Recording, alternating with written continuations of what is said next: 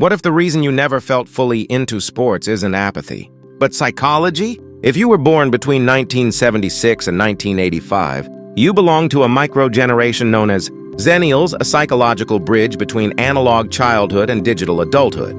You remember dial-up internet. You remember life before smartphones. You also remember watching the internet slowly reshape the world. And here's the tension. In both the United States and the United Kingdom, sports are not just entertainment. They are identity systems. The Super Bowl isn't just a game. The Premier League isn't just competition. They are rituals. They are tribal gatherings. They are social currency. So when someone says, "I don't really follow sports," it doesn't land neutrally. It lands disruptively. People wonder, are they antisocial, detached, boring, or worse, arrogant?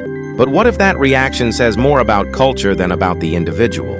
Because beneath the surface, something far more interesting may be happening, something shaped by the unique psychological environment Xennials grew up in. And once you see it, you can't unsee it. The cognitive wiring of a bridge generation. Xennials grew up during rapid technological acceleration, childhood without smartphones, teenage years with early internet, adulthood fully immersed in digital ecosystems. That matters, because your brain develops around the environment it adapts to.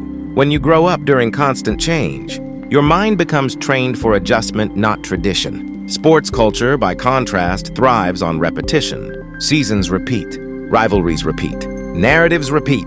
Now pause for a second. Be honest, how many times can you watch the same rivalry before it begins to feel predictable? Exactly. This doesn't mean sports lack complexity. They absolutely involve strategy, skill, and discipline.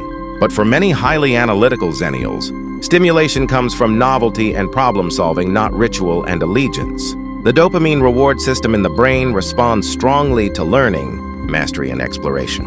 For some, coding a new system, building a business, studying psychology, or decoding emerging technology activates that reward system more powerfully than watching a seasonal tournament. And here's where it gets deeper. Identity formation in the late 80s and 90s emphasized independence. Unlike younger generations shaped heavily by social media tribes, Xennials were encouraged to become self-reliant, adaptable, competent. Sports fandom, however, asks for allegiance.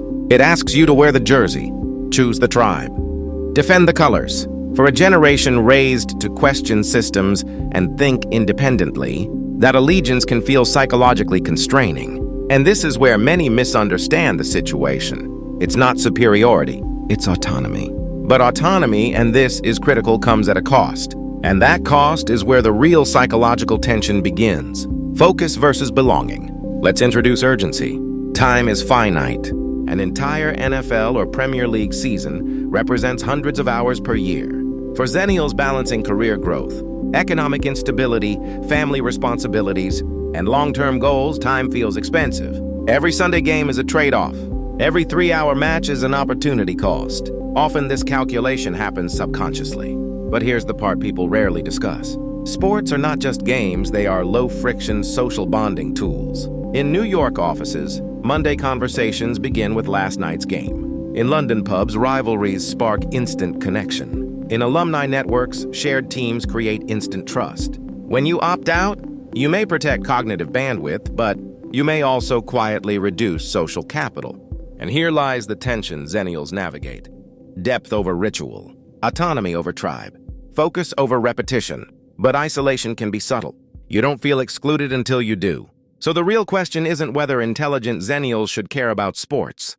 The real question is this. Are you choosing deliberately or drifting unconsciously?